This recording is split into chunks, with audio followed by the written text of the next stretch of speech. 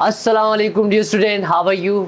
उम्मीद करता हूँ आप खैरियत से होंगे। Dear student, my name is Imran Khan, आपको डॉक्टर हाकानम चैनल में वेलकम कहता हूँ। आज हम डिस्कस करने जा रहे हैं मेटाबॉलिज्म ऑफ कार्बोहाइड्रेट का पार्ट 2, जिसमें हम डिस्कस करेंगे ग्लाइकोलाइसिस को बहुत ही डिटेल में। बहुत ही इंटरेस्टिंग टॉपिक है। मैं उम्मीद करता हूँ आपको आज बहुत मज़ा आने वाला है। बहुत ही इंटरेस्टिंग है। ये टीचर्स होते हैं जो बोरिंग बना के इसको पढ़ा रहे थे। बहुत इजी और बहुत आसान सा टॉपिक है। तो बगैर वक्त ज़ाया किए कॉपी और पेन लेके बैठ जाए, लेक्चर को नोट करना स्टार्ट कर लें। तो बगैर वक्त ज़ाया किए मैं स्टार्ट कर लेता हूँ ग्लाइकोलाइसिस। मैं डायरेक्टली ग्लाइकोलाइसिस को स्टार्ट नहीं करूँगा, मैं पहले थोड़ा सा उसके हवाले से कुछ बातें करूँगा, उसके बाद फिर हम डिस्कस कर लेते हैं। So first of all, glucose हमारी बॉडी के अंदर सबसे ज़्यादा मेन फ्यूल जो है एनर्जी के लिए, वो हमारे पास क्या है। जिस तरह गाड़ी को चलने के लिए पेट्रोल चाहिए होता है, लेकिन ह्यूमन की बॉडी को चलने के लिए सबसे ज़्यादा क्या चाहिए, ग्लूकोज चाहिए। ऐसा नहीं है कि ग्लूकोज के बगैर हम जिंदा नहीं रह सकते, ज़्यादा दिनों की बात कर रहा हूँ। जिस तरह मिसाल के तौर पे अगर हमारी बॉडी के अंदर फैट्स हैं, तो फैट्स भी हमें एनर्जी दे सकती हैं, प्रोटीन में हमें एनर्जी दे सकती हैं, कीटोन बॉडीज में भी एनर्जी दे सकती हैं। लेकिन इंस्टेंट और ज़्यादा देर तक एनर्जी हमें कौन दे रहा होता है, ग्लूकोज दे रहा होता है। सो हमारी बॉडी के अंदर जो मेन फ्यूल है एनर्जी के लिए, वो क्या है, ग्लूकोज है। जब once carbohydrate is digested, dear student, already मैं डिस्कस कर चुका हूं डाइजेशन ऑफ कार्बोहाइड्रेट को और एब्जॉर्प्शन ऑफ कार्बोहाइड्रेट को, कि कार्बोहाइड्रेट कैसे डाइजेस्ट होते हैं, कहां कहां डाइजेस्ट होते हैं, कौन कौन से एंजाइम डाइजेस्ट कर रहे होते हैं। और उसके बाद मैंने ये डिस्कस किया था कि कार्बोहाइड्रेट कैसे एब्जॉर्ब होते हैं। सो कंक्लूजन में आपको बता देता हूं कि हमारे पास सिर्फ और सिर्फ मोनोसेक्राइड ही एब्जॉर्ब होंगे। हमारी स्मॉल इंटेस्टाइन से सिर्फ और सिर्फ मोनोसेक्राइड ही एब्जॉर्ब हो रहे होते हैं। मोनोसेक्राइड में हमारे पास, अच्छा what is monosaccharide, I hope कि आपको पता होगा। कार्बोहाइड्रेट किसको कहते हैं, ऐसे ऑर्गेनिक कंपाउंड जिनमें पॉलीहाइड्रोक्सीएल्डिहाइड या कीटोन फंक्शनल ग्रुप प्रेजेंट होता है, उनको हम क्या कहते हैं, कार्बोहाइड्रेट कहते हैं। इसकी एग्जांपल क्या है, हमारे पास ग्लूकोज है, फ्रुक्टोज है, सक्रोज है, ये सारे हमारे पास क्या है, चीनी हमारे पास क्या है, कार्बोहाइड्रेट है। फिर हमने डिस्कस किया था कि हमारे पास जो कार्बोहाइड्रेट इसकी 3 क्लासेस है, मोनोसेक्राइड, ओलिगोसेक्राइड, पॉलीसेक्राइड। मोनोसेक्राइड हमारे पास वो होते हैं जो सिंगल शुगर की यूनिट से बने होते हैं, जो खुद में एक शुगर का यूनिट है, जिसमें 3 से लेकर 7 तक कार्बन हो सकते हैं। जिसमें लेट सपोज अगर 6 कार्बन वाला होगा तो उसको हम क्या कहते हैं, हेक्सोसिस कहते हैं। इसकी एग्जांपल हमारे पास क्या है, ग्लूकोज है। सो ग्लूकोज जो होता है ये एब्जॉर्ब होता है हमारे स्मॉल इंटेस्टाइन से। फ्रुक्टोज मतलब मोनोसेक्राइड ने क्या होना है, हमारे स्मॉल इंटेस्टाइन से एब्जॉर्ब होना है। सो जैसे ये एब्जॉर्ब होता है, इसके बाद क्या होता है, it is used for energy production. हमें जो ताकत मिल रही है ये हमें किससे मिल रही होती है, ग्लूकोज से मिल रही होती है। सो यही ग्लूकोज किसके लिए यूज होता है, एनर्जी प्रोडक्शन के लिए यूज होता है। व्हाट इज एनर्जी, काम करने की सलाहियत। ये जो मैं आपके सामने लिख रहा हूँ, ये जो मैं आपके सामने हिल रहा हूँ, ये किसकी वजह से, एनर्जी की वजह से, ठीक है। Through several metabolic pathway. अच्छा ये पॉइंट बहुत इंपॉर्टेंट है कि हमें एनर्जी किससे मिल रही है, ग्लूकोज से मिल रही है। लेकिन बहुत सारे ऐसे प्रोसेस हैं कि जिनके जरिए हमें एनर्जी मिल सकती है। जिस तरह उसके अंदर जो पहला प्रोसेस है ना, वो हमारे पास है ग्लाइकोलाइसिस। एनर्जी के लिए सबसे पहला स्टेप क्या है, ग्लूकोज से एनर्जी हासिल करने के लिए, वो हमारे पास है ग्लाइकोलाइसिस। इसके अलावा ग्लूकोज जो होता है हमारे पास एक्सेस ग्लूकोज स्टोर हो जाता है, इंसुलिन का काम है वो स्टोर करवा होता है एज ए ग्लाइकोजन के तौर पे। ग्लूकोज को मिला के क्या बनाना होता है, ग्लाइकोजन बनाना होता है। अगर इससे भी ज्यादा ग्लूकोज हुआ, प्रीवियस वीडियो के अंदर मैं डिस्कस कर चुका हूँ कि ये हमारे पास ग्लूकोज कन्वर्ट होता है फैटी एसिड में। फैटी एसिड ट्राइग्लिसराइड बना रहे होते हैं, मतलब वो हमारे पास एडिपोज टिश्यू के ऊपर, एडिपोज टिश्यू की जगह पे क्या हो जाता है, हमारे पास एक्युमुलेट हो जाता है। या बाद औक़ात हमारे पास अमाइनो एसिड की फॉर्मेशन हो रही थी, या बाकी हमारे पास जो कार्बोहाइड्रेट के मॉलिक्यूल है वो उससे बन रहे होते हैं। सो सबसे इंस्टेंट और जो हमारे पास the first and most universal pathway is glycolysis. हमारी बॉडी के अंदर सबसे पहला ग्लूकोज से जो हमें एनर्जी मिल रहा है, उसके अंदर जो पहला प्रोसेस है ना, वो कौन सा है, हमारे पास ग्लाइकोलाइसिस है। तो डियर स्टूडेंट, हमारे जहन के अंदर ये पॉइंट तो क्लियर हुआ कि ग्लूकोज से हमें एनर्जी जो मिलेगी, सबसे पहले स्टेप कौन सा होगा, उसमें ग्लाइकोलाइसिस होगा। मतलब ग्लाइकोलाइसिस के अंदर ही हमें एनर्जी मिलती है। अच्छा, it happen in all cells. ऐसा नहीं है कि ये रेड ब्लड सेल के अंदर हो रहा है, वाइट ब्लड सेल के अंदर नहीं हो रहा, ये हमारी स्किन सेल्स के अंदर हो रहा है, लेकिन हमारे लेट्स सपोज न्यूरॉन के अंदर नहीं हो रहा है। ऐसा नहीं है, ये हमारे सारे सेल्स के अंदर होता है, ठीक है। और होता कहाँ है, सेल के साइटोप्लाज्म में। अब अगर मैं पूछूं कि व्हाट इज साइटोप्लाज्म, साइटोप्लाज्म क्या होता है, सेल के अंदर की जो स्पेस होती है। लेट्स सपोज ये हमारे पास सेल है, सेल के ये न्यूक्लियस है, ये जो स्पेस है इसको हम क्या कहते हैं, साइटोप्लाज्म कहते हैं। सो हमारे पास ग्लाइकोलाइसिस का प्रोसेस कहाँ हो रहा है, साइटोप्लाज्म में हो रहा है। ये प्रोसेस माइटोकॉन्ड्रिया के अंदर नहीं हो रहा। अनलाइक क्रेब्स साइकिल या टीसीए साइकिल जो हमारे पास है, वो कहाँ होती है, माइटोकॉन्ड्रिया में होती है। अब वो सेल जिन बेचारों के पास माइटोकॉन्ड्रिया है ही नहीं, तो वहाँ पे हमारे पास टीसीए साइकिल नहीं हो सकती है। इसका मतलब क्या हुआ, ग्लाइकोलाइसिस माइटोकॉन्ड्रिया, हर एक सेल, जितने भी सेल्स हैं उनके अंदर हमारे पास कॉमन फीचर 2 से 3 है। कौन कौन से? पहला फीचर हमारे पास है साइटोप्लाज्म, जितने भी सेल उनके अंदर साइटोप्लाज्म प्रेजेंट होता है। इसके अलावा सेल मेम्ब्रेन जितने भी सेल उनके अंदर प्रेजेंट होता है। इसके अलावा राइबोसोम जो होते हैं वो चाहे वो बैक्टीरियल सेल हो, चाहे वो प्रोकैरियोट हो, यूकैरियोट हो, इनके अंदर क्या होते हैं? प्रेजेंट होते हैं। तो साइटोप्लाज्म तो सारे सेल्स के अंदर मौजूद है। इसका मतलब क्या है कि ग्लाइकोलाइसिस सारे सेल के अंदर हो सकती है। डियर स्टूडेंट, कुछ इंटरेस्टिंग पॉइंट अब स्पेशल इंपॉर्टेंस देख लो ग्लाइकोलाइसिस की, वो क्या है? अच्छा, परेशान नहीं हो ना, अभी मैं जस्ट ग्लाइकोलाइसिस का इंट्रोडक्शन दे रहा हूँ, आगे मैं डिफिनीशन प्रॉपर इसको समझाऊंगा, ठीक है। सो हमारे पास जो रेड ब्लड सेल्स होते हैं ना, रेड ब्लड सेल के अंदर माइटोकॉन्ड्रिया नहीं है। तो इसका मतलब क्या है? जो हमारे पास आगे TCA हम पढ़ेंगे या क्रिब्स साइकिल जिसको कहते हैं, जिसमें हमें एनर्जी मिल रही होती है, इलेक्ट्रॉन ट्रांसपोर्ट चेन होती है, इसमें हमें एनर्जी मिलती है। अब रेड ब्लड सेल के अंदर माइटोकॉन्ड्रिया नहीं है, सो वहाँ पे हमारे पास TCA साइकिल नहीं हो सकता। जब TCA साइकिल नहीं हो सकता तो रेड ब्लड सेल को एनर्जी सिर्फ और सिर्फ कहाँ से मिलेगी? ग्लाइकोलाइसिस से मिलेगी। इसके अलावा हमारे जो ब्रेन है और नर्व्स है, इनको हर वक्त एनर्जी चाहिए। डियर स्टूडेंट, अगर थोड़ी सी देर के लिए ग्लूकोज हमारी बॉडी के अंदर कम हो जाए तो आपने देखा होगा कि पेशेंट जो होता है वो क्या होता है? उसके ऊपर चक्कर आने लगते हैं, क्योंकि जब ब्रेन काम नहीं कर रहा है तो इस रिजल्ट क्या होता है? डिजीनेस होती है, हमें चक्कर आने लग जाते हैं, हम जमीन के ऊपर गिर पड़ते हैं।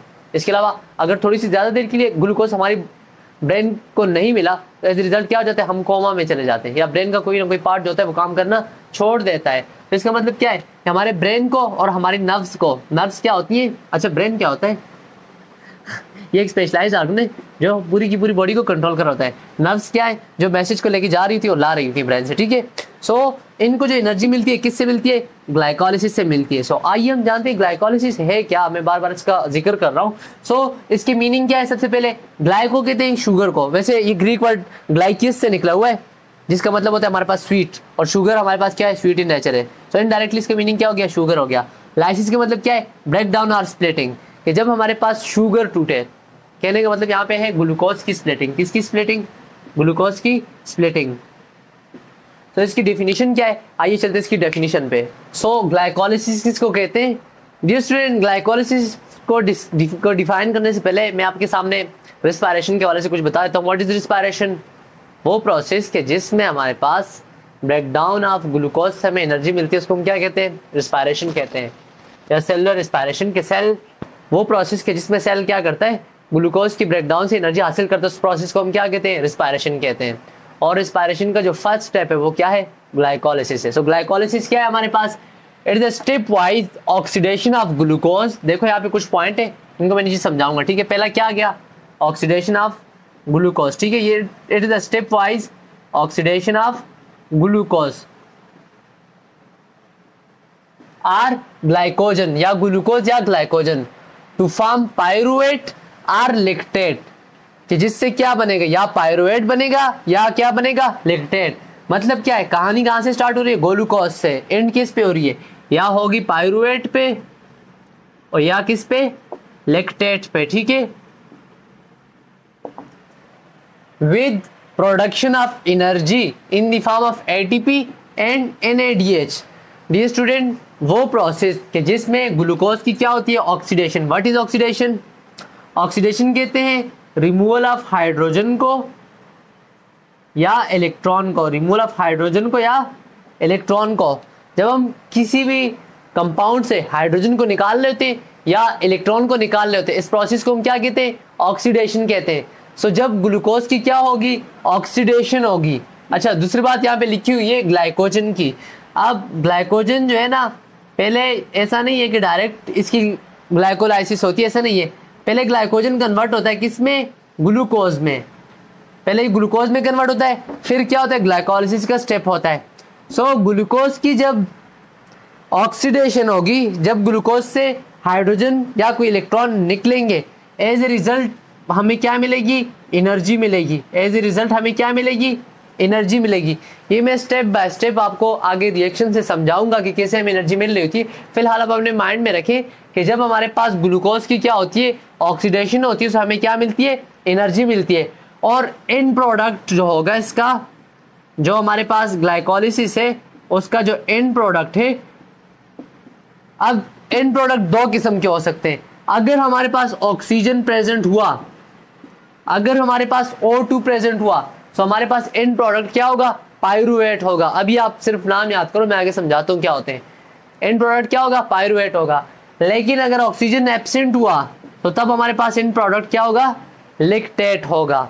सो वो प्रोसेस कि जिसमें ग्लूकोज की ऑक्सीडेशन होगी और हमें एनर्जी मिलती है और इन प्रोडक्ट क्या मिल रहा है, पायरुवेट और लैक्टेट मिलता है। इस प्रोसेस को हम क्या कहते हैं, ग्लाइकोलिसिस कहते हैं। ये एक स्टेप वाइज प्रोसेस है, ऐसा नहीं है कि वन स्टेप है। मैं आपको आगे समझा देता हूँ, ठीक है। इसके अलावा कुछ बातें आप और, इसको हम एम्डन मायरहोफ पाथवे भी कहते हैं। क्यों? क्योंकि ये ग्लाइकोलिसिस को डिस्कवर करने वाले कौन थे, एम्डन था, मायरहोफ था, एक तीसरा हमारे पास प्यूरनस नाम है। इन तीनों ने क्या था, ग्लाइकोलिसिस को डिस्कवर किया था, फर्स्ट टाइम इन्होंने देखा था, ठीक है। अच्छा, कुछ इसके यूनिक फीचर्स हैं, वो क्या है कि ग्लाइकोलिसिस जो है ये ऑक्सीजन के बगैर भी काम करती है और ऑक्सीजन के साथ भी काम करती है। वो काम जो ऑक्सीजन की मौजूदगी में होते हैं उनको हम कहते हैं एरोबिक, और जो ऑक्सीजन की गैर मौजूदगी में होते हैं उनको हम क्या कहते हैं, एनएरोबिक कहते हैं। सो ग्लाइकोलिसिस एरोबिक भी हो सकती है और एनएरोबिक भी हो सकती है। इसके अलावा अच्छा, ये एक इंटरेस्टिंग सा फैक्ट सुन लें, फर्स्ट टाइम ऑब्जर्व किया गया यीस्ट के अंदर। अच्छा, फर्स्ट टाइम यीस्ट के अंदर ऑब्जर्व किया गया फर्मेंटेशन। फर्मेंटेशन किसको कहते हैं, फर्मेंटेशन किसको कहते हैं, यीस्ट जो होते हैं ना, ये क्या कर रहे होते हैं, ग्लूकोज की ब्रेकडाउन कर रहे होते हैं। किस में, अल्कोहल में प्लस CO2 में, अल्कोहल में प्लस CO2 में। इस प्रोसेस को हम क्या कहते हैं, फर्मेंटेशन कहते हैं, जिसमें हम क्या बना रहे थे, शराब। शराब को बनाने का तरीका फर्मेंटेशन का ही है। फर्मेंटेशन के जरिए क्या कर रहे थे, शराब को बना रहे थे। तो ग्लूकोज से क्या, आपने देखा होगा शराब किससे बनाते हैं, अंगूरों से बनाते हैं। वो कैसे, इस प्रोसेस, फर्मेंटेशन के प्रोसेस के जरिए। सो फर्स्ट टाइम ऑब्जर्व किया गया यीस्ट के अंदर फर्मेंटेशन का प्रोसेस। और बाद में जो ग्लाइकोजन है इसकी ब्रेकडाउन देखी मसल सेल के अंदर। किसके अंदर, मसल सेल के अंदर। और मसल सेल के अंदर in the absence of oxygen देखी गई कि जब हमारे पास ग्लूकोज टूट रहा था और इससे क्या बन रहा था, लैक्टिक एसिड बन रहा था। तो देखा गया कि ये दोनों पाथवे क्या है, सेम है। ये दोनों पाथवे क्या है, सेम है। तो इसका मतलब क्या हुआ कि फर्स्ट टाइम ग्लाइकोलिसिस किसके अंदर देखी गई है, यीस्ट के अंदर देखी गई, ठीक है। अब ये कुछ पॉइंट्स थे, अभी मैं डिस्कस करूंगा फेजेस ऑफ ग्लाइकोलिसिस कि ग्लाइकोलिसिस के कितने फेजेस होते हैं। सो डियर स्टूडेंट, अभी हम डिस्कस करेंगे स्टेजेस ऑफ ग्लाइकोलाइसिस को। वैसे जो हमारे ऑफिशियल बुक्स हैं, जैसे कि हमारे पास लहंगर है, उसके अंदर दो, मतलब इनको दो स्टेजेस के अंदर ही कंप्लीट ग्लाइकोलाइसिस को एक्सप्लेन किया हुआ है। लेकिन मैं एक बुक से कर रहा हूँ, चतुर्जी नाम है उसका, biochemistry for medical student by Chatterjee. So उसके अंदर ये 4 स्टेजेस मेंशन किए हुए हैं। इससे ज़्यादा आपको आसानी से समझ आएगा, सो दैट्स व्हाई मैंने इसको फॉलो किया है। अभी फिलहाल मैं आपको एक समरी बता रहा हूँ, आगे मैं एक एक स्टेज को आपको दिखा के, मतलब स्ट्रक्चर बना के दिखाऊंगा कि वाकई कैसे होता है। और दूसरी बात ये कि मैं साथ में शॉर्ट ट्रिक डिस्कस करूंगा जिससे आपको इसको याद करने में आसानी रहेगी। सो चलिए शुरू करते हैं। अच्छा डियर स्टूडेंट, हम जानते हैं कि हमारे पास ग्लाइकोलाइसिस में क्या हो रहा है, ग्लूकोज या ग्लाइकोजन से क्या बना था, पायरुवेट या लैक्टेट बन रहा था।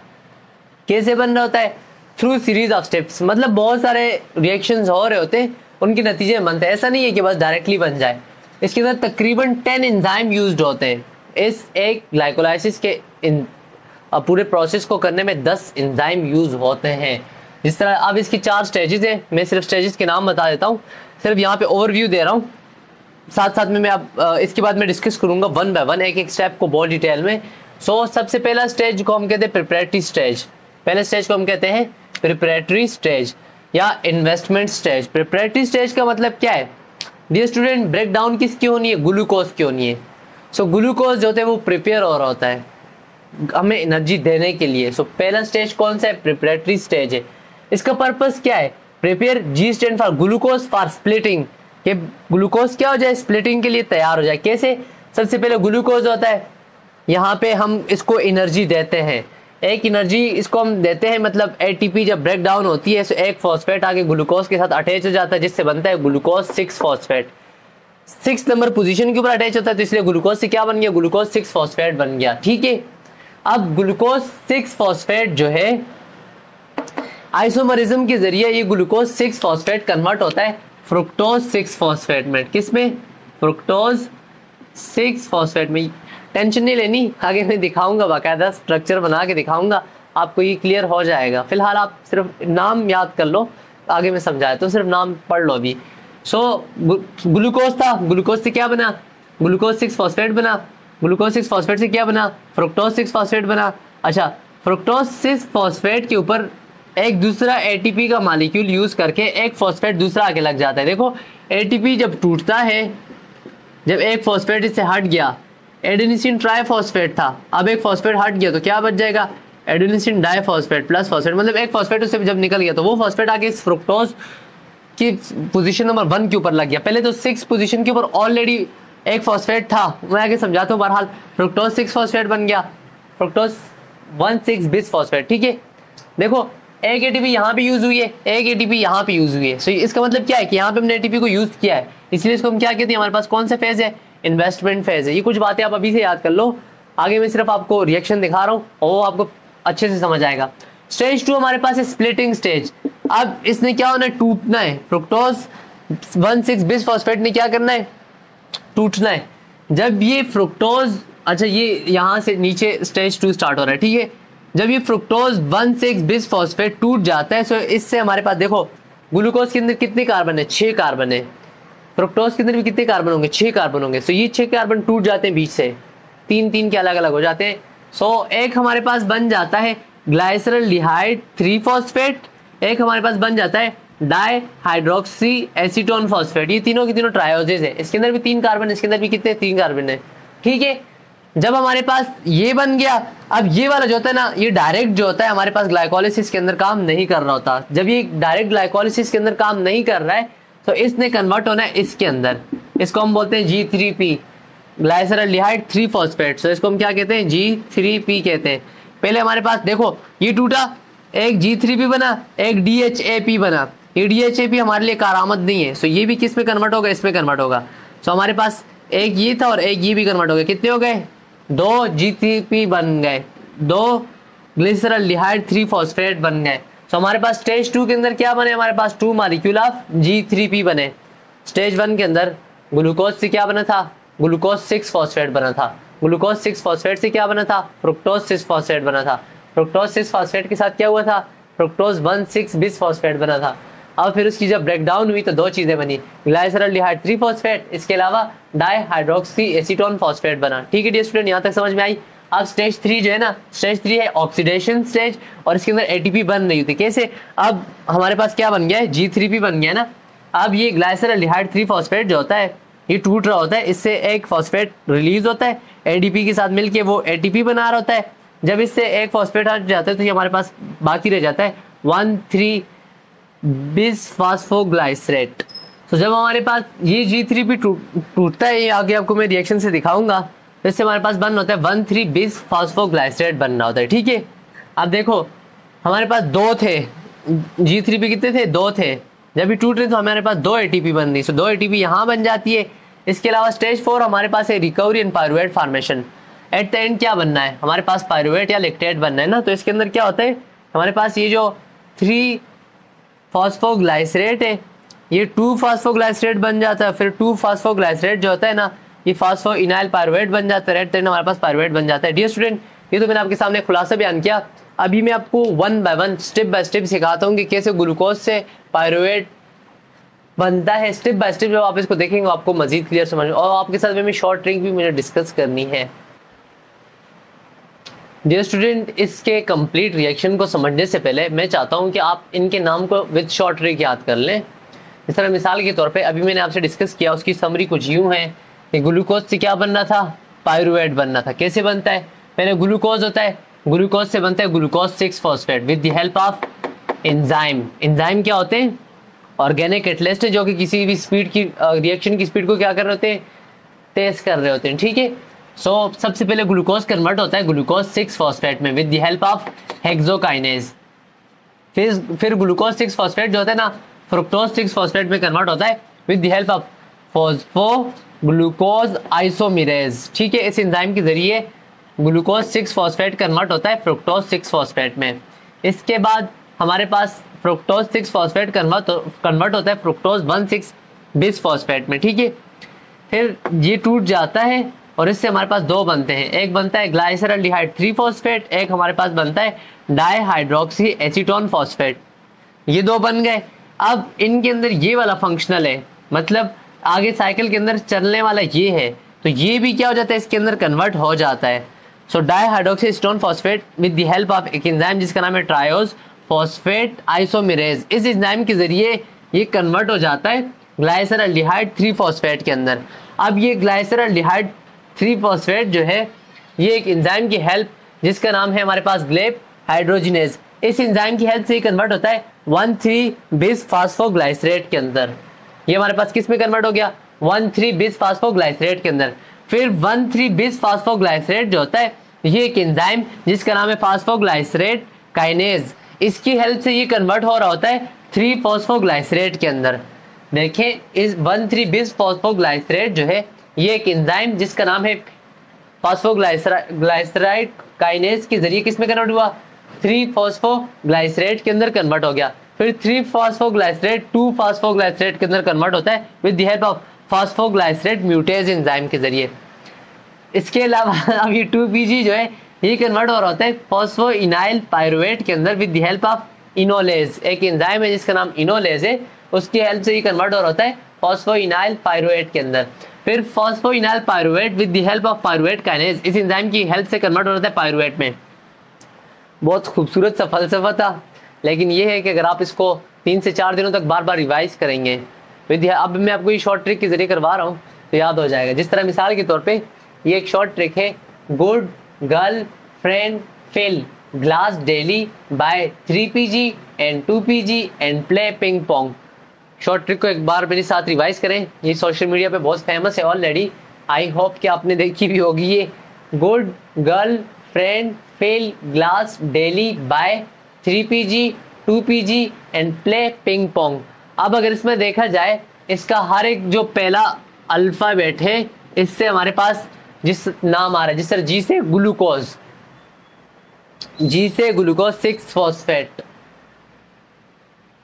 इसके अलावा एफ से हमारे पास फ्रुक्टोज 6 फॉस्फेट, दूसरे एफ से फ्रुक्टोज 1,6 बिस फॉस्फेट, जी से ग्लाइसरल्डिहाइड 3 फॉस्फेट, डी से डाइहाइड्रोक्सी एसीटोन फॉस्फेट, बी से 1,3 बिस फॉस्फेट फास्फोग्लाइसरेट, ठीक है। इसके अलावा 3PG से हमारे पास 3 फॉस्फोग्लाइसरेट, 2PG 2 फॉस्फोग्लाइसरेट, ठीक है। इसके अलावा P से फॉस्फोइनाइल पायरुवेट, P से पायरुवेट। डियर स्टूडेंट, ये मैं आपको गारंटी के साथ कहता हूँ अगर आप 3 से 4 दिनों तक इन्हीं नामों को इसी सीक्वेंस से with the help of short trick bar bar revise करेंगे तो ये आपके जहन में बैठ जाएगा। इसका ताल्लुक हमारी मेमोरी से भी है, जितना आप इसको बार बार पढ़ोगे आपको याद हो जाएगा। अभी मैं ऐसा करता हूँ, आपको एंजाइम को याद करने के लिए कोई शॉर्ट ट्रिक बता देता हूँ और उसके बाद हम बाकायदा प्रॉपर रिएक्शन देख लेते हैं। डियर स्टूडेंट, एंजाइम को जहन में याद रखने के लिए एक शॉर्ट ट्रिक है और वो हमारे पास ये है कि Haris paints picture along the training ground, playing people enjoy painting. कि हारिस जो है वो क्या कर रहा है, ट्रेनिंग ग्राउंड के अंदर पिक्चर्स बना रहा है और लोग जहाँ पे खेल रहे हैं वो पेंटिंग को एंजॉय कर रहे हैं। सो हमारे पास हारिस का H stand for hexokinase, P stand for phosphoglucose isomerase, P stand for phosphofructokinase, A stand for aldolase, the training का ट्राइफॉस्फेट आइसोमरेज, जबकि हमारे पास G स्टैंड फॉर ग्लेब hydrogenase, P stand for phosphoglycerate kinase, जबकि हमारे पास P stand for phosphoglycerate mutase, जबकि E stand for enolase और P stand for pyruvate kinase. तो ये है एंजाइम को याद करने की शॉर्ट ट्रिक। चलिए, अब बहुत इंतजार करा दिया आपको, अभी हम डिस्कस करते हैं कि कैसे ग्लूकोज से ग्लूकोज 6 फॉस्फेट बनना होता है प्रॉपर रिएक्शन के जरिए। डियर स्टूडेंट, अभी जो बातें मैंने आपसे पीछे डिस्कस की, आइए हम समझते हैं कि कैसे ये प्रोसेस हो रहा होता है। आपसे मैंने ये डिस्कस किया कि सबसे पहले ग्लूकोज होता है, ग्लूकोज कन्वर्ट होते होते लास्ट में क्या बनता है, पायरुवेट बनना होता है। कैसे बनता है, फर्स्ट ऑफ ऑल हम देखते हैं ये हमारे पास है ग्लूकोज। कैसे, अगर देखा जाए ग्लूकोज जैसे ही होता है, कार्बन नंबर 1 2 3 4 5 6, ठीक है, C6H12O6, ये रिंग फॉर्म में किसकी स्ट्रक्चर है, हमारे पास ग्लूकोज की स्ट्रक्चर है, ठीक है। डियर स्टूडेंट, अभी आपसे मैंने डिस्कस किया कि जब हमारे पास हेक्सोकाइनेज एक एंजाइम है, ये मैग्नीशियम की मौजूदगी में एक्ट करता है। जब ये एंजाइम एक्ट कर लेता है हमारे पास इस ग्लूकोज के ऊपर, सो ये ग्लूकोज एटीपी को यूज करके इस ग्लूकोज को कन्वर्ट कर देता है किसमें, ग्लूकोज 6 फॉस्फेट में। किसमें, ग्लूकोज 6 फॉस्फेट में। अब इसका मतलब क्या हुआ, देखो ग्लूकोज वही है, नंबरिंग करो 1 2 3 4 5 6। फॉस्फेट आगे लगा है लेकिन कौन सी पोजीशन पे लगा है, 6 पोजीशन पे, इसीलिए ग्लूकोज से क्या बन गया, ग्लूकोज 6 फॉस्फेट बन गया। डियर स्टूडेंट, जब यही ग्लूकोज 6 फॉस्फेट एक एंजाइम है जिसका नाम आइसोमरेज है, आइसोमरेज का मतलब वो आइसोमर बना रहा होता है, जस्ट फंक्शनल ग्रुप की पोजीशन को थोड़ी चेंज कर देगा, बाकी सेम वही 6 कार्बन यहीं पे भी होंगे, 6 कार्बन यहाँ पे भी होंगे। अब क्या हुआ कि हमारे पास ये जो ऑक्सीजन था, इसके जो साथ वाला कार्बन था, ये वाला, इस वाले कार्बन ने डायरेक्टली क्या कर दिया, इस ऑक्सीजन के साथ बॉन्ड बना दिया। तो पीछे हमारे पास एक कार्बन, साथ में 2 हाइड्रोजन और OH, साइड पे ब्रांच लग गए। सो क्या बन गए, CH2OH बन गया, CH2OH, बाकी स्ट्रक्चर वही है। तो जब हमारे पास इस ग्लूकोज 6 फॉस्फेट की आइसोमरिज्म हो जाती है, तो इससे क्या बन गया, अब देखो 5 कार्बन ना, अगर इस स्ट्रक्चर को जहन में रखा जाए, इसको हटा दो, तो ये हमारे पास क्या है, ये फ्रुक्टोज है। अब फ्रुक्टोज में अगर नंबरिंग की जाए, सो कार्बन नंबर 1 2 3 4 5 6 पोजीशन के ऊपर क्या लगा हुआ है, फॉस्फेट लगा हुआ है। तो इसलिए इसको हम क्या कहते हैं, फ्रुक्टोज 6 फॉस्फेट। इसको हम क्या कहते हैं, फ्रुक्टोज 6 फॉस्फेट। डियर स्टूडेंट, आपने ये एंजाइम के नाम साथ में लिख देना, ठीक है, मैं एंजाइम के नाम साथ में मेंशन नहीं करता हूँ। अच्छा, यहाँ पे एक दूसरी बात, एटीपी यहाँ पे यूज हुई है, एक एटीपी हो गई, ठीक है, मतलब यूज कितनी हुई है, 1। इसके अलावा अब जब इसी फ्रुक्टोज 6 फॉस्फेट के ऊपर एक एंजाइम होता है, जब वो एक्ट करता है और एक एटीपी को यूज करके एडीपी में कन्वर्ट कर देता है, मतलब एक दूसरा फॉस्फेट क्या कर देता है, इस स्ट्रक्चर के ऊपर अटैच करवा देता है। और कौन सी पोजीशन के ऊपर, पोजीशन नंबर 1 के ऊपर। जब इसी फ्रुक्टोज 6 फॉस्फेट में पोजीशन नंबर 1 के ऊपर एक एटीपी अपना फॉस्फेट आके अटैच करवा देता है, तो इससे हमारे पास ये स्ट्रक्चर बन गई। देखो बाकी स्ट्रक्चर बिल्कुल सेम वही है, नंबरिंग की जाए, सो 1 2 3 4 5 6। फर्क क्या है, 6 पोजीशन के ऊपर भी फॉस्फेट है और 1 पोजीशन के ऊपर भी क्या है, फॉस्फेट है। सो ये हमारे पास क्या बन गया, फ्रुक्टोज, ये हमारे पास बन गया फ्रुक्टोज 1 6। देखो फ्रुक्टोज में 1 पोजीशन के ऊपर भी हमारे पास फॉस्फेट लगा हुआ है और 6 पोजीशन के ऊपर भी क्या लगा हुआ है, फॉस्फेट लगा हुआ है। सो 1 6 दो होते हैं, दो के लिए हमारे पास प्रीफिक्स यूज होती है बिस, और क्या लगी हुई है, फॉस्फेट लगे हुए, सो हमारे पास फॉस्फेट लग गया साथ में, ठीक है। तो ये क्या बन गया हमारे पास, फ्रुक्टोज 1 6 बिस फॉस्फेट। यहां तक आगे ग्लूकोज जो था वो हमारे पास रेडी हो रहा था, किसके लिए, टूटने के लिए। अब क्या होगा, अब ये फ्रुक्टोज बिस फॉस्फेट टूट जाएगा। देखो यहाँ पे कितने कार्बन है, कार्बन कितने काउंट करो, 1 2 3 4 5 6 कार्बन है।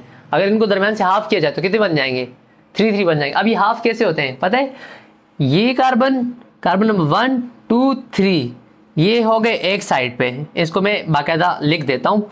ये हमारे पास लेट्स सपोज कार्बन नंबर 1, अच्छा ये वाला है, ठीक है, ये कार्बन नंबर 1, ये नंबर 2, ये नंबर 3, ठीक है। 4 5 6 अलग गए, ठीक है, 4 5 6। तो हमारे पास क्या हुआ, ये फ्रुक्टोज 1 6 बिस फॉस्फेट जो था हमारे पास टूट गया फास्फोग्लाइसरल्डिहाइड 3 फॉस्फेट में। इसके अलावा डाईहाइड्रोक्सी एसीटोन फॉस्फेट के अंदर क्या हो गया, टूट गए। इससे बन गया DHAP, डाईहाइड्रोक्सी एसीटोन फॉस्फेट, और ये हमारे पास क्या बन गया, ग्लाइसरल्डिहाइड 3 फॉस्फेट, ग्लाइसरल्डिहाइड 3 फॉस्फेट। अच्छा, इसको नाम कैसे दिया ग्लाइसरल्डिहाइड 3 फॉस्फेट का, पहले मुझे बताओ। अगर इसके अंदर देखा जाए फंक्शनल ग्रुप कौन सा है, CHO, कौन सा फंक्शनल ग्रुप हुआ, CHO फंक्शनल ग्रुप होता है अल्डिहाइड। तो मैं नाम साथ में लिख लेता हूँ, ज़्यादा अच्छा होगा, आपके कॉन्सेप्ट मजीद स्ट्रॉन्ग हो जाएंगे, ठीक है। नाम क्या है इसका, फास्फोग्लाइसरल्डिहाइड, ग्लाइसरल्डिहाइड 3 फॉस्फेट, ठीक है, अल्डिहाइड 3 फॉस्फेट, ठीक है। अब हम ऐसा कर लेते हैं, इसकी नंबरिंग कर लेते हैं। नंबरिंग हमेशा फंक्शनल ग्रुप के पास से की जाती है, यहाँ पे CHO है, सो नंबरिंग यहाँ से की जाएगी 1 2 3, ठीक है। डियर स्टूडेंट, अगर देखा जाए फंक्शनल ग्रुप कौन सा है, अल्डिहाइड फंक्शनल ग्रुप है। फॉस्फेट कौन सी पोजीशन पे लगा हुआ है, 3 के ऊपर लगा हुआ है, ठीक है। अच्छा, फॉस्फोग्लाइसरल्डिहाइड 3 फॉस्फेट, ठीक है, 3 पोजीशन के ऊपर क्या लगा हुआ है, फॉस्फेट लगा हुआ है। ये हमारे पास है क्या, ग्लाइसरल्डिहाइड, फॉस्फोग्लाइसरल्डिहाइड 3 फॉस्फेट। इसको अगर देखा जाए, जब हमारे पास कुछ इस किस्म का फंक्शनल ग्रुप आता है, इसको हम क्या कहते हैं, हमारे पास क्या है, कीटोन फंक्शनल ग्रुप है। ROR हमारे पास क्या था, कीटोन फंक्शनल ग्रुप था, ठीक है। तो ये हमारे पास क्या है, डाइहाइड्रोक्सी एसीटोन फॉस्फेट, ठीक है। डाइहाइड्रोक्सी क्यों बोलते हैं, एक OH यहाँ पे, जब हमारे पास इसके अंदर रीअरेंजमेंट हो जाएगी सो एक H यहाँ पे लग जाता है, सो डाइहाइड्रोक्सी, हाइड्रोक्सी का मतलब OH, दो OH, एसीटोन फॉस्फेट। अच्छा, एसीटोन क्यों बोलते हैं, जो हमारे पास तीन होते हैं ना कीटोन के अंदर, जो हमारे पास तीन कार्बन होते हैं उसको हम एसीटोन बोलते हैं, और फॉस्फेट साथ में लगा हुआ है, इसीलिए इसको हम क्या कहते हैं, डाइहाइड्रोक्सी एसीटोन फॉस्फेट। और डियर स्टूडेंट, मैंने आपसे ऑलरेडी डिस्कस किया था जो हमारे पास ग्लाइकोलाइसिस की साइकिल है उसके अंदर एक्टिव कौन सा है, ग्लाइसरल्डिहाइड 3 फॉस्फेट है। सो आगे इसने चलना है ना, ये जो है ना, ये हमारे पास इससे आगे साइकिल के अंदर नहीं चल सकता। सो इसने क्या हो जाना है, इसने एक एंजाइम आइसोमरेज उसके जरिए कन्वर्ट हो जाता है इसके अंदर। अब देखो ऑलरेडी एक ये था, साथ में एक दूसरा आके लग गया, अब हमारे पास कितने हो गए, दो किसके हो गए, दो मॉलिक्यूल हो गए, किसके, फास्फोग्लाइसरल्डिहाइड 3 फॉस्फेट के। सो हमारे पास कितने हो गए, दो मॉलिक्यूल हो गए ग्लाइसरल्डिहाइड 3 फॉस्फेट के। देखो पीछे एटीपी कितनी यूज हुई है, एक एटीपी यहाँ पे यूज हुई थी, एक यहाँ पे। सो हमारे पास टोटल एटीपी कितनी यूज हुई है, दो एटीपी यूज हुई है। अब इन चीजों को याद रखना चाहिए, भूलना नहीं, अभी से समझने की कोशिश करो। मतलब हमने कितनी एटीपी इन्वेस्ट किए, 2 एटीपी हमने इन्वेस्ट किए, हमारे पास क्या बन गए, दो फॉस्फोग्लाइसरल्डिहाइड के मॉलिक्यूल बन गए, ठीक है। अब देखो अब क्या होता है, सो जब हमारे पास इसी ग्लाइसरल्डिहाइड 3 फॉस्फेट के ऊपर दो फॉस्फेट, देखो दो मॉलिक्यूल है ना, तो दो मॉलिक्यूल के लिए हमें दो फॉस्फेट चाहिए। जब दो फॉस्फेट और आके लग जाते हैं कौन सी पोजीशन के ऊपर, देखो 3 पोजीशन के ऊपर ऑलरेडी लगा हुआ है। देखो ये कार्बन नंबर 1 था, 1 2 3, जब 1 पोजीशन के ऊपर देखो दो मॉलिक्यूल से दो फॉस्फेट आके लगेंगे, ठीक है। अब देखो वही ग्लाइसरल्डिहाइड 3 फॉस्फेट था, लेकिन अब दो फॉस्फेट लगे हुए हैं, तो ये हमारे पास क्या हो जाएगा, नाम दो इसका नाम क्या हो जाएगा हमारे पास, इसका नाम हो जाएगा ग्लाइसरल्डिहाइड। ये स्टूडेंट स्पेस थोड़ी कम है, मैं यहाँ लिख देता हूँ, ठीक है। ग्लाइसरल्डिहाइड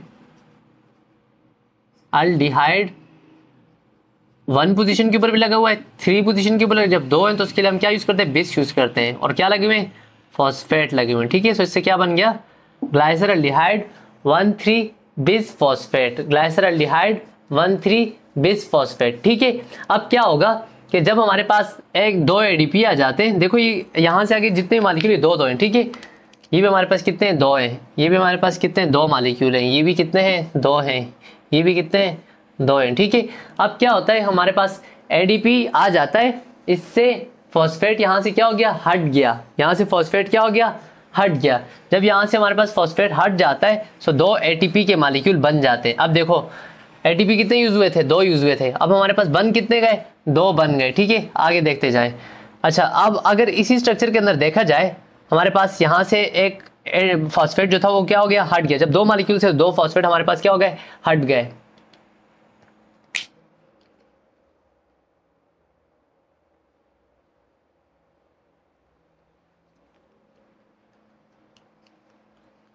अब अगर देखा जाए कार्बन नंबर 1 से हट गया है फॉस्फेट, सिर्फ कौन से कार्बन के ऊपर है, कार्बन नंबर 3 के ऊपर फॉस्फेट लगा हुआ है। सो इसका नाम क्या हुआ, 3 फॉस्फोग्लाइसरेट, जिसको हम 3PG बोलते हैं, 3 फॉस्फोग्लाइसरेट, 3 फॉस्फोग्लाइसरेट।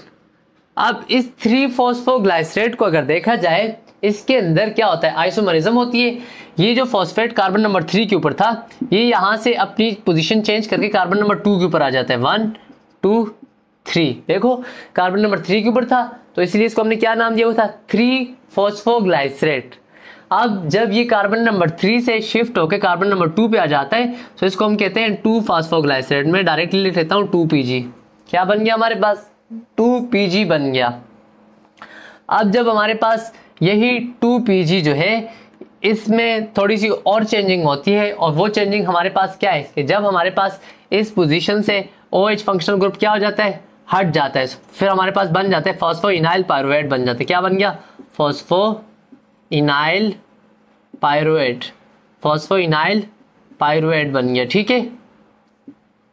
फॉस्फोइनाइल पायरुवेट, इसको हम क्या कहते हैं, फॉस्फोइनाइल पायरुवेट कहते हैं, ठीक है। अच्छा डियर स्टूडेंट, जब इसी फॉस्फोइनाइल पायरुवेट में से इस कार्बन नंबर 2 से जब ये फॉस्फेट हट जाते हैं, देखो ये दो मॉलिक्यूल है ना, दो फॉस्फेट और हट गए। ये दो फॉस्फेट कैसे हटते हैं कि जब हमारे पास दो एडीपी क्या आते हैं, दो एडीपी, एडेनिसिन डाइफॉस्फेट, इससे हमें एनर्जी नहीं मिल सकती। जब यहाँ से दो फॉस्फेट और लगेंगे तो इनसे क्या बन जाएगा, एटीपी बन जाएगा। अब ये हमारे पास दो एटीपी क्या हो गई, और बन गई। हमारे पास टोटल कितनी एटीपी बन गई, 4। 2 हमारे पास ऑलरेडी यूज की गई थी, तो 4 - 2 करो, हमारे पास टोटल इस रिएक्शन के अंदर कितनी एनर्जी हमें मिली, तो हमें 2 एटीपी मिल रही होती है। जब यहाँ से ये फॉस्फेट हट जाएगा, सो ये कार्बन, जब हमारे पास ये फॉस्फेट यहाँ से हट गया, जब ये फॉस्फेट यहाँ से हट गया, सो एज ए रिजल्ट क्या होगा, कार्बन ये बॉन्ड यहाँ से ब्रेक कर देगा, डबल बॉन्ड इसके साथ बना देगा, ये बस बन जाएगा CH3। ये जो स्ट्रक्चर है ना, ये जो स्ट्रक्चर हमें दिख रही है, ये दरअसल क्या है, पायरुवेट है। ये हमारे पास क्या है, पायरुवेट है। सो डियर स्टूडेंट, ग्लूकोज से क्या बना, पायरुवेट बना, और ये ऐसे सीरीज ऑफ स्टेप से गुजर के हमारे पास क्या बन होता है, पायरुवेट। कितने पायरुवेट बने, 2 पायरुवेट बने। सो डियर स्टूडेंट, ये थी हमारे पास पायरुवेट की फॉर्मेशन। सो मैंने डिफाइन किया था ग्लाइकोलाइसिस की, जिसमें ऑक्सीडेशन होती है ग्लूकोज की और फॉर्मेशन होती है पायरुवेट की या लेक्टेट की। अब पायरुवेट तक आपको समझ आ गई। जी स्टूडेंट, मैं एक बार फिर से इसके अंदर जो मेन चीज़ें यूज़ हुई है मैं फिर से मेंशन कर देता हूँ।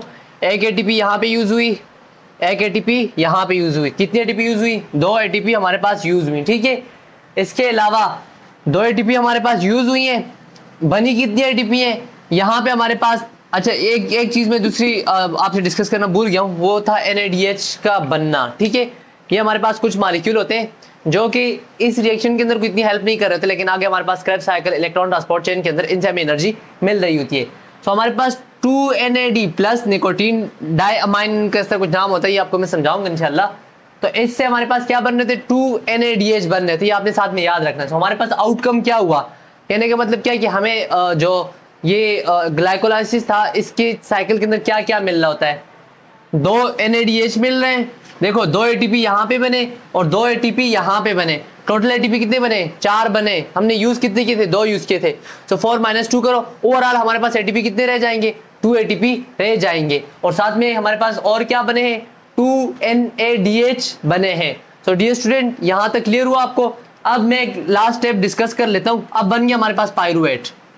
पायरुवेट अगर ऑक्सीजन अवेलेबल हुआ तो ये इंटर हो जाएगा क्रेब्स साइकिल में, जिसमें हमारे पास स्टाइल कोए बनना होता है, जो कि फिर इलेक्ट्रॉन ट्रांसपोर्ट चेन में इंटर होता है, उससे हमें एनर्जी मिल रही होती है।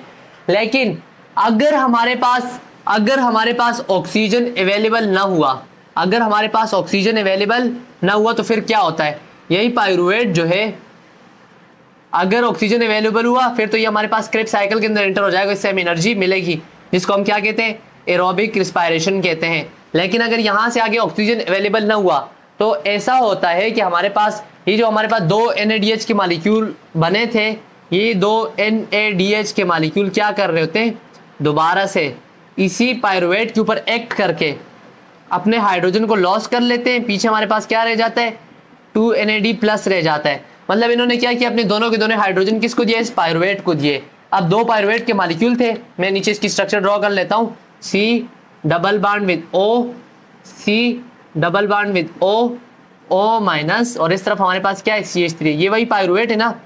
जब इन्होंने 2 हाइड्रोजन दिए तो वो 2 हाइड्रोजन क्या कर रहे होते हैं, आके इस पोजीशन के ऊपर लग जाते हैं, मतलब एक पायरुवेट के भी और दूसरे पायरुवेट को भी। अब ये जो स्ट्रक्चर आपके पास बनी है ना, इसको हम कहते हैं दरअसल लेक्टेट। इसको हम क्या कहते हैं, लेक्टेट कहते हैं। सो हमारे पास अगर ऑक्सीजन अवेलेबल हुआ फिर तो ये हमारे पास आगे क्रेब्स साइकिल के अंदर एंटर हो जाएगा। लेकिन ऑक्सीजन अवेलेबल ना हुआ तो हमारे पास 2 NADH के मॉलिक्यूल यूज होके अपने हाइड्रोजन ये इस पायरुवेट को देते हैं। इस पायरुवेट से क्या बन जाता है, लेक्टेट बन जाता है। सो डियर स्टूडेंट, यहाँ पे आके ग्लाइकोलाइसिस एंड हो जाता है। मैं इससे अगले लेक्चर के अंदर ग्लाइकोलाइसिस के जो इनहिबिटर्स है उनको डिस्कस करूंगा। अगले लेक्चर तक के लिए मुझे इजाजत दे। लेक्चर बहुत लेंथी हो गया है, इसको बार बार रिवाइज करें। अगर किसी को कोई पॉइंट समझ नहीं आया तो वो कमेंट कर सकता है। ओके डियर स्टूडेंट, अल्लाह हाफिज, पढ़ाई करते रहे। All the very very best.